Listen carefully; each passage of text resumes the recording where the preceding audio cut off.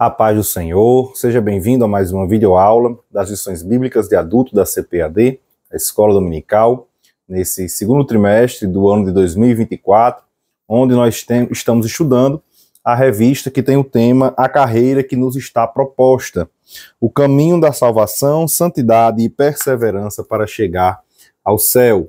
Essa é a lição do nosso trimestre. Hoje estaremos estudando a terceira lição dessa revista, que será estudada de forma presencial no dia 21 de abril de 2024 e tem o título O Céu, o Destino do Cristão. O textuário está em Filipenses capítulo 3, versículo 20, que diz: Mas a nossa cidade está nos céus, donde também esperamos o Salvador, o Senhor Jesus Cristo.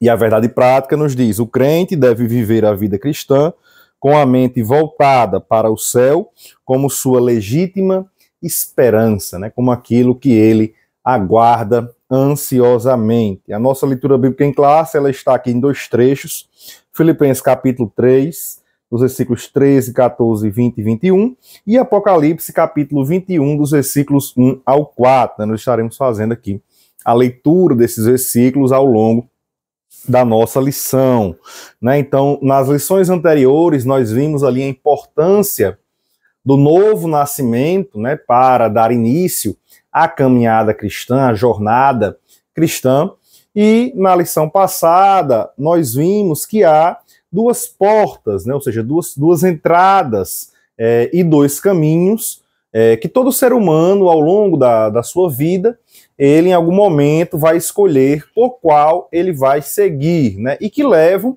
a destinos totalmente diferentes. E aí na lição de hoje nós estaremos estudando a respeito do destino, né, daquele que decidiu entrar pela porta estreita, né, através aí do novo nascimento, né? Essa é a forma de se entrar pela porta estreita e seguir pelo caminho apertado, né? O caminho de santificação, um caminho de perseverança, né, como nós vimos na aula passada. E que destino é esse por essa pessoa que ela entra pela porta estreita e segue pelo caminho apertado?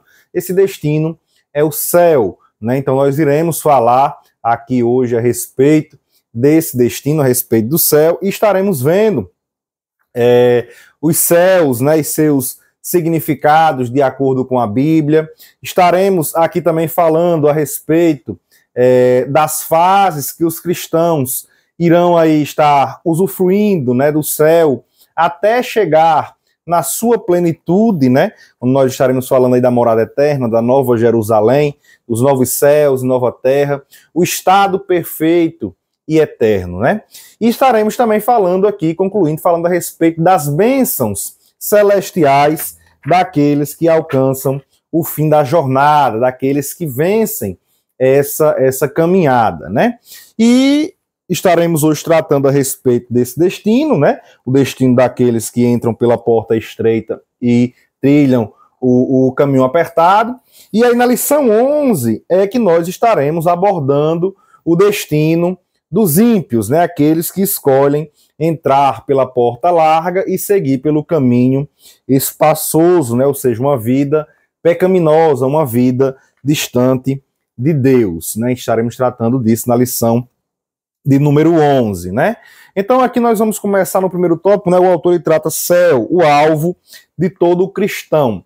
E céu, na Bíblia, nas Escrituras, pode ser encontrado, o autor traz aqui as expressões, né? No hebraico, no Antigo Testamento, Shamaim, né, que na verdade significa, literalmente falando, né, águas de lá, né, porque Maim é águas, né, Shamaim seria águas de lá, né, isso literalmente falando no hebraico, né. Já no grego a expressão é uranos, né, o autor também traz aqui a expressão no Novo Testamento, né, no grego. E ambas as palavras, tanto Shammai como uranos, elas são utilizadas para se referir, ao longo das Escrituras, a três locais diferentes, né? São as palavras utilizadas aí como céu, ou céus.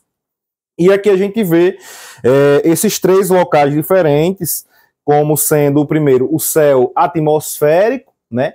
Ou também conhecido como céu inferior, né? Existe o céu inferior, o céu atmosférico, o céu astronômico, ou céu intermediário, e um céu espiritual, ou céu superior. O céu astronômico, ou céu inferior, na verdade, a atmosfera terrestre, né, onde nós podemos aí alcançar ela na sua totalidade, né, por onde ali passam os aviões, é onde nós vemos ali os raios, né, as descargas, é onde estão as nuvens. Esse é o céu atmosférico, ou céu inferior.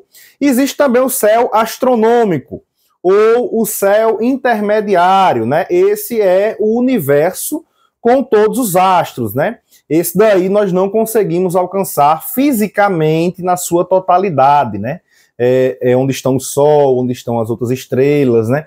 Então aí a gente vê, na verdade, que nós não conseguimos alcançar ele na sua totalidade, mas é algo físico, é algo tangível, né? Então é algo que não é espiritual, né? Tanto o céu atmosférico como o céu astronômico. E o outro céu é o céu espiritual, ou céu superior.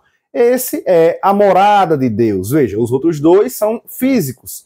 Esse céu, ele é espiritual, né? Esse céu, ele pode ser encontrado nas Escrituras com vários títulos, né?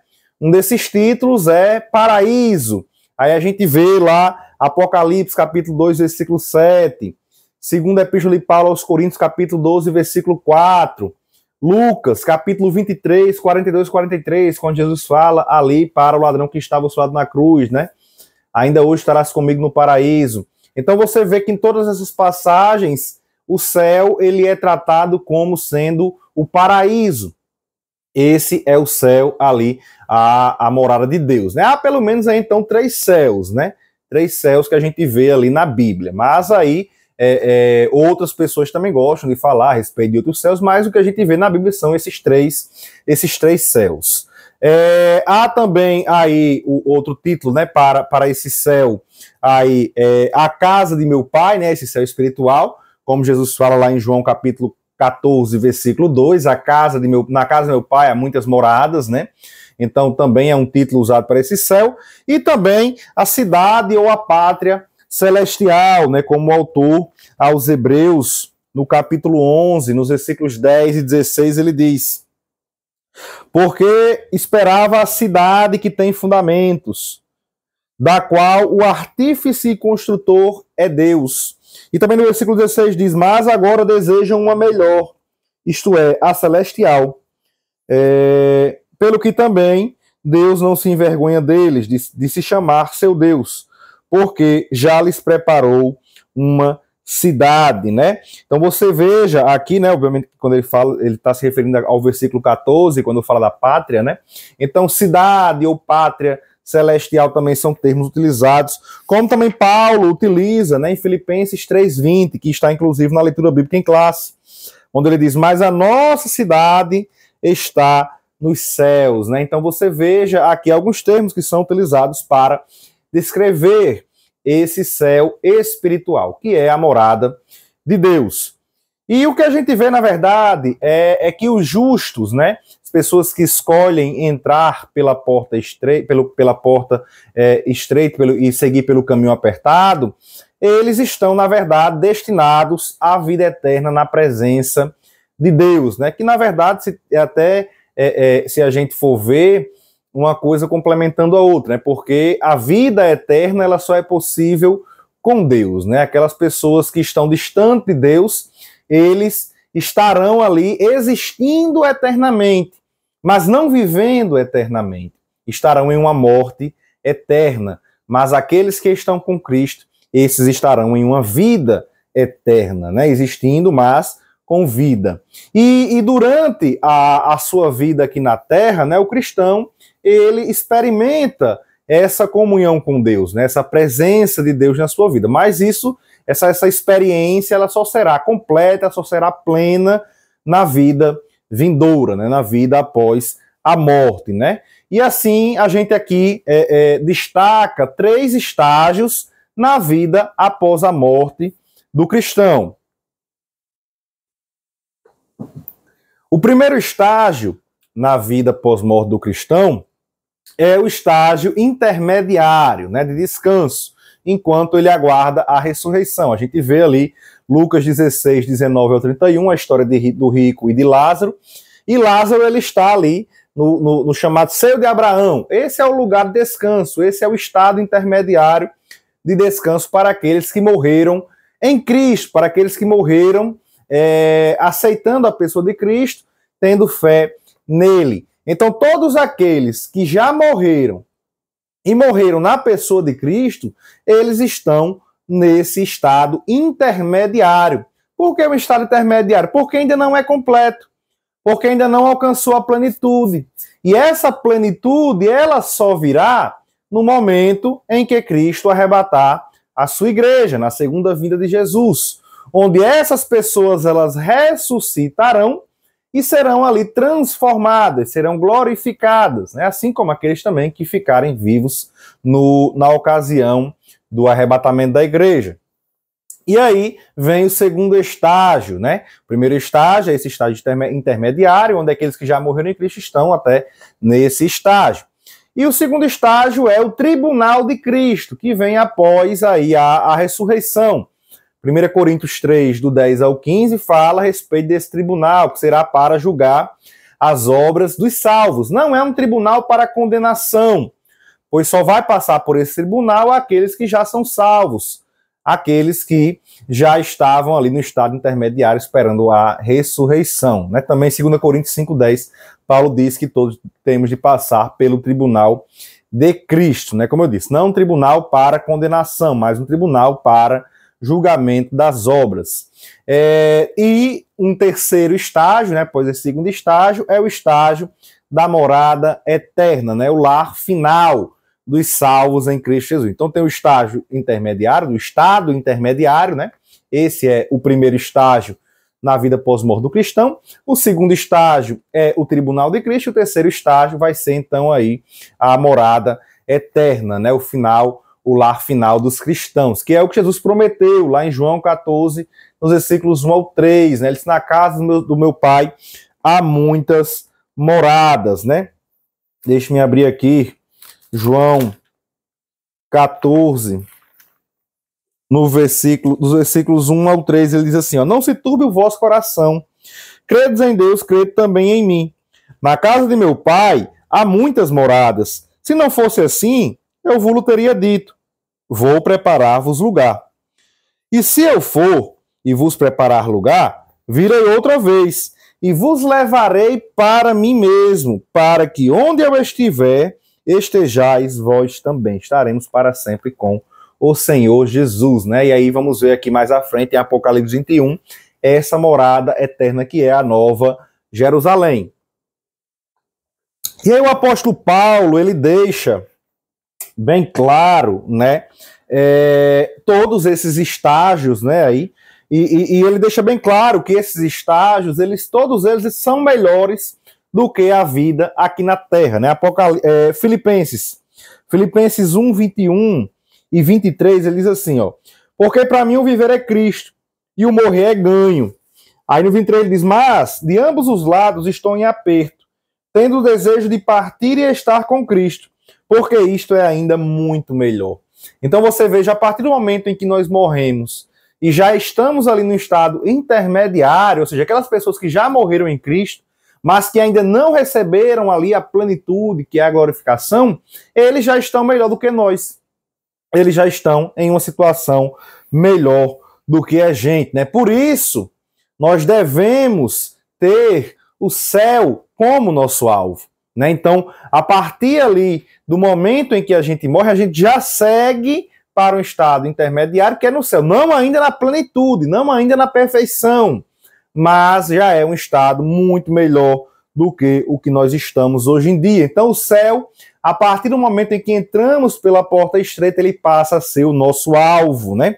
Que é como o autor trata aqui o primeiro tópico, né? O alvo de todo o cristão, o céu. Então, o céu, ele se torna o nosso alvo a partir do momento em que aceitamos ao Senhor Jesus Cristo. Paulo fala em Colossenses capítulo 3, Na Epístola aos Colossenses, no capítulo 3, versículos 1 e 2, Paulo diz assim, ó: portanto, se já ressuscitastes com Cristo, ou seja, se nós morremos para o mundo e passamos ali a viver para Deus, buscai as coisas que são de cima, onde Cristo está sentado à destra de Deus. Ele indica que nós devemos buscar as coisas que são de cima. Depois ele diz, pensai nas coisas que são de cima, e não nas que são da terra. Então nós devemos buscar e pensar nas coisas celestiais, né? Também aos Filipenses, no capítulo 3, versículos 13 e 14, que inclusive estão na leitura bíblica em classe, Paulo diz assim: irmãos, quanto a mim, não julgo que o haja alcançado, mas uma coisa faço, e é que, esquecendo-me das coisas que atrás ficam, e avançando para as que estão diante de mim, veja, né, a jornada, olha só, passou pela porta estreita, deixou toda aquela bagagem, né, a carnalidade, os pecados, tudo isso para trás, e segue em diante. Ele diz, prossigo para o alvo, pelo prêmio da soberana vocação de Deus em Cristo Jesus. Então nós devemos prosseguir para o alvo, que é o quê? Que é a cidade celestial, que é o céu. É isso, essa é a nossa esperança. Também em 1 Coríntios 9, 24, Paulo fala a respeito de buscar, seguir e ir em busca desse alvo. Quando entramos pela porta estreita, nós passamos a ser estrangeiros nesse mundo, né? Como Pedro fala na sua primeira epístola, no capítulo 2, e no versículo 11, ele diz, amados, peço-vos como a peregrinos e forasteiros, de quê? Do mundo, que vos abstenhais das concupiscências carnais que combatem contra a alma. Então nós passamos a ser forasteiros e peregrinos nesse mundo. Nós morremos para esse mundo, para as paixões carnais, para os desejos carnais, para o pecado, para a vida pecaminosa. E passamos a viver para Cristo. Então nós somos forasteiros nesse mundo, mas nos tornamos cidadãos do céu. Como Paulo fala aos Efésios, no capítulo 2 e no versículo 19. Assim, já não sois estrangeiros. Agora, já não sois estrangeiros onde? No céu. Nem forasteiros, mas concidadãos dos santos e da família de Deus. Veja, passamos a ser forasteiros e estrangeiros no mundo e não ser mais forasteiros e estrangeiros no céu. Veja que maravilha, né? Isso aqui a gente compara novamente com os caminhos, né? Nós saímos do caminho largo e passamos agora para o caminho apertado. Isso ainda em vida, né? Rumo ao destino que é o céu, que é o nosso alvo de todo cristão. Aqui no tópico 2, o autor traz a descrição do céu segundo o livro de Apocalipse. Aqui a gente vê em Apocalipse capítulo 21, no versículo 1, que João, ele fala ali a respeito dos novos céus. Ele diz assim, e vi um novo céu e uma nova terra, porque já o primeiro céu e a primeira terra passaram, e o mar já não existe, né? E aqui, esse novo céu, ele faz referência, na verdade, ao quê? Aos céus atmosférico e ao céu astronômico, né? Que são, na verdade, físicos, e não ao céu superior, já que o céu superior, o céu espiritual, ele é eterno e não é sujeito a nenhuma mudança. Então, esses céus aqui, que na verdade foram transformados e se tornaram novos céus, né, ali, e nova terra, faz referência àquilo que é material, àquilo que é físico, e não àquilo que é espiritual, né? Então, o universo físico contaminado pelo pecado, e aí tanto os céus como a terra, né, não resistem à glória de Deus, como a gente vê aqui em Apocalipse 20, 11, né, a glória e a santidade do Senhor. E vi um grande trono branco, e o que estava assentado sobre ele, de cuja presença de glória, presença de santidade, fugiu o céu e a terra, e não achou lugar para eles. Veja só, o céu e a terra, o físico, falando aqui, né? Esse céu e terra, cheio de pecado, cheio de coisa ruim, fugiram da presença de Deus.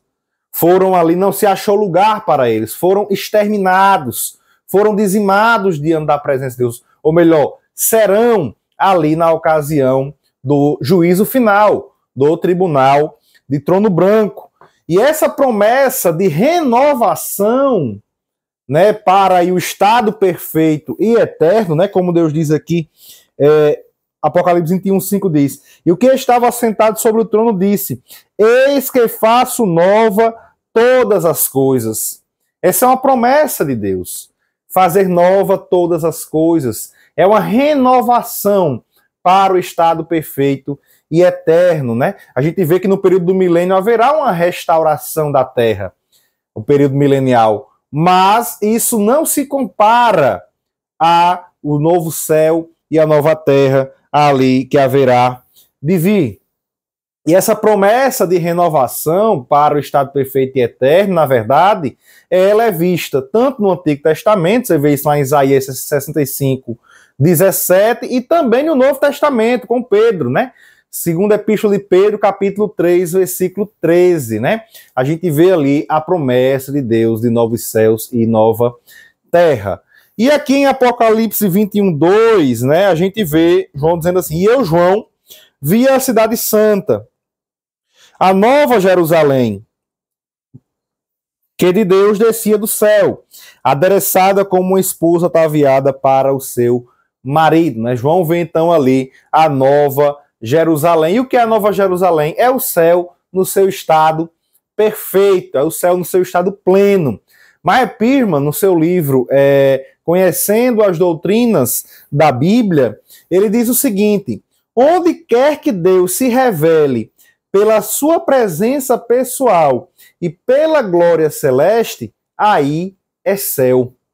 E é dessa maneira que podemos descrever a Nova Jerusalém. Então, ali a Nova Jerusalém é o céu na sua perfeição, é onde Deus manifesta a sua presença e a sua glória celestial. Então, a Nova Jerusalém, ela desce do céu, como João diz, já que o propósito de Deus é trazer o céu até a terra, para que todas as coisas elas venham a convergir na pessoa do Senhor Jesus, como diz Paulo à igreja de Éfeso, Epístola de Paulo aos Efésios, capítulo 1, versículo 10, ele diz assim, o 9:10, né? Descobrindo-nos o mistério da sua vontade, segundo o seu beneplácito, que propusera em si mesmo, de tornar a congregar em Cristo todas as coisas, na dispensação da plenitude dos tempos, tanto as que estão nos céus,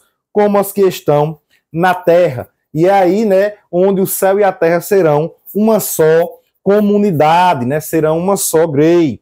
Aqui a gente vê também lá Paulo escrevendo aos Coríntios dizendo isso, 1 Coríntios capítulo 15, e versículo 28, Paulo diz assim: e quando todas as coisas lhe estiverem sujeitas, então também o mesmo filho se sujeitará àquele que todas as coisas lhe sujeitou, para que Deus seja tudo em todos. Amém, glória a Deus. E aqui a gente vê que ali na Nova Jerusalém não haverá espaço para o pecado, né? Portanto, as consequências do pecado, né? Morte, pranto, dor, choro, não terão lugar na cidade celestial, na Nova Jerusalém, né? A gente vê aqui em Apocalipse 21:3, que está na leitura bíblica em classe, diz: e ouvi uma grande voz do céu que dizia: eis aqui o tabernáculo de Deus com os homens, pois com eles habitará, e eles serão seu povo. E o mesmo Deus, ou melhor, desculpe, Apocalipse 21:4. E Deus limpará de seus olhos toda a lágrima, e não haverá mais morte, nem pranto, nem clamor, nem dor, porque já as primeiras coisas são passadas, né? Porque haverá ali uma destruição total daquilo que é pecado. Aqui nesse momento, a morte, o inferno, aqueles que não foram achados escritos no livro da vida, foram todos lançados no lago que arde de fogo e enxofre. Também Apocalipse 22:3 diz: e ali nunca mais haverá maldição contra alguém. E aí a pergunta é: quem poderá entrar nessa cidade? E quem não poderá entrar nessa cidade? E aqui Apocalipse 21, 7, 8 e o 27 dizem assim, ó, o 7. Quem vencer, e aí a gente vai lá para o início do Apocalipse e vê quando vai dizendo, né, aquele que vencer, lhe darei a coroa da vida, vem para as igrejas ali da Ásia, né, e aquilo ali serve para a gente. E aí ele retoma aqui e diz, quem vencer herdará todas as coisas, e eu serei seu Deus, e ele será meu filho. Aqui a gente vê a filiação eterna, né, a adoção de Deus, conosco, né, para conosco, para sermos seus filhos, aqui de forma perfeita, né? Então aquele que vencer, aquele que trilhar todo o caminho e chegar no final, receberá isso da parte de Deus. E aí no 8 ele diz, mas, quanto aos tímidos, e aqui os tímidos, né, seriam como aqueles que em uma timidez negam a Cristo, e aos incrédulos, e aos abomináveis, e aos homicidas, e aos fornicários, e aos feiticeiros, e aos idólatras, e a todos os mentirosos, a sua parte será no lago que arde com fogo e enxofre, que é a segunda morte. E aí no 27 ele diz, e não entrará nela coisa alguma que contamine, e cometa abominação e mentira, mas só os que estão inscritos no livro da vida do Cordeiro.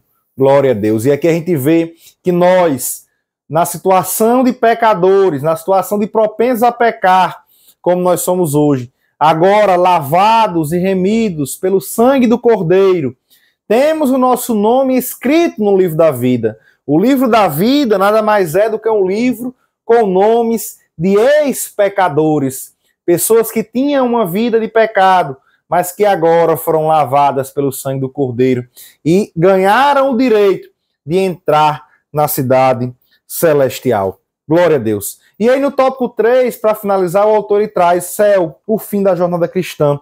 E aqui nós vemos que o céu é um lugar em que receberemos as bênçãos plenas que Deus tem reservado para nós, né? Como Paulo fala aos Coríntios, 1 Coríntios capítulo 2, versículos 9 e 10, ele diz assim, mas como está escrito, as coisas que o olho não viu, e o ouvido não ouviu, e não subiram ao coração do homem, são as que Deus preparou para os que o amam. Mas Deus nulas revelou pelo seu Espírito, porque o Espírito penetra todas as coisas, ainda as profundezas de Deus. Então, como foi que nós tomamos conhecimento daquilo que Deus tem preparado para nós? Através do Espírito de Deus. E aí a gente vê, na verdade, que as religiões, elas tentam, cada uma, falar de um céu, porque há uma necessidade no coração do ser humano de ir para um lugar após a morte. Há uma necessidade, e essa necessidade do céu foi Deus quem colocou no coração do homem, é algo instintivo, e esse instinto foi colocado por Deus no coração do homem. E aí o homem ele busca de todas as formas chegar a um local de descanso, a um local de alegria, a um local em que ele vai poder se livrar de todas essas turbulências que são consequências do pecado que ele passa aqui na terra. Então todos têm essa necessidade.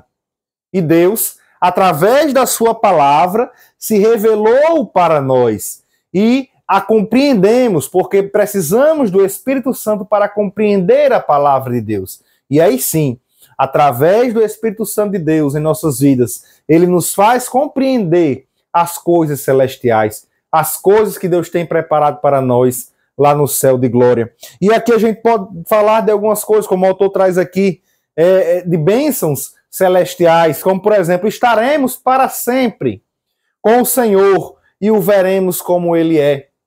Aí Apocalipse 21, 3, João 14, 3, né, a promessa que Jesus nos fez de estarmos com ele para sempre. Onde ele estiver, nós estaremos com ele. E também, outra bênção que nós vemos é uma alegria jamais sentida e a cessação de lágrimas, de dor, de pranto, porque tudo isso era consequência do pecado. E essa alegria que teremos no céu, ninguém jamais aqui na terra sentirá uma alegria dessas. Não há como imaginar essa alegria, mas é uma alegria que nós queremos ter. É uma alegria que nós queremos sentir quando estivermos lá. Outra bênção que Deus tem preparado para nós lá no céu é o descanso. Aí que descanso é esse? Não é que a pessoa ela vai ficar ali preguiçosa, se deitar, sem fazer nada, não. É um descanso de estar agora liberto, livre da fadiga, da dor, da luta, da tristeza.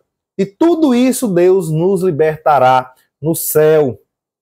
Também a plenitude do conhecimento, como Paulo fala também aos Coríntios, no capítulo 13 e no versículo 12, ele diz assim: porque agora vemos por espelho em enigma, mas então veremos face a face. Agora conheço em parte, mas então conhecerei como também sou conhecido. Então veja que esse conhecimento completo nós teremos lá no céu. Deus vai nos dar essa plenitude de conhecimento. E também lá no céu haverá o serviço e adoração ao Senhor, um serviço e adoração pela eternidade.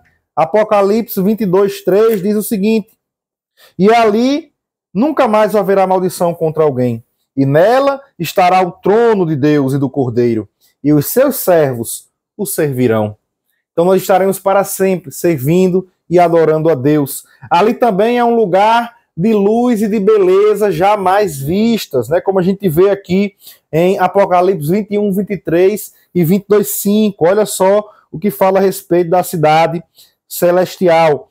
E a cidade não necessita de sol, nem de lua, para que nela resplandeçam, porque a glória de Deus a tem alumiado, e o Cordeiro é a sua lâmpada. E 22:5 diz: e ali não haverá mais noite, e não necessitarão de lâmpada nem de luz do sol, porque o Senhor Deus os alumia e reinarão para todo o sempre. Amém e glória a Deus. Agora, concluindo a lição, meus irmãos, o autor diz assim na conclusão: para se viver a esperança celestial, é preciso nascer de novo, viver em Cristo e transformar a mente. É preciso ter uma nova natureza, ou seja, a gente precisa entrar pela porta estreita e trilhar o caminho apertado. Sem isso, é impossível crer nas coisas espirituais, pois estas só podem ser discernidas espiritualmente. Portanto, prossigamos a nossa jornada para o céu de glória, o alvo de todo salvo em Cristo, conforme as regras divinas estabelecidas na palavra de Deus. Amém, glória a Deus. Na próxima lição, meus irmãos, lição 4, estaremos estudando como se conduzir na caminhada, né? Aqui estaremos vendo a forma que nós devemos andar em santidade para podermos alcançar o céu de glória. Amém, meus irmãos? A todos que ficaram até aqui conosco, eu peço que curtam esse vídeo, que também compartilhem com os seus irmãos, com os seus familiares, para que eles possam estar aí crescendo na graça e no conhecimento do Senhor Jesus Cristo. Não se esqueça, neste domingo, participe de forma presencial da Escola Bíblica Dominical.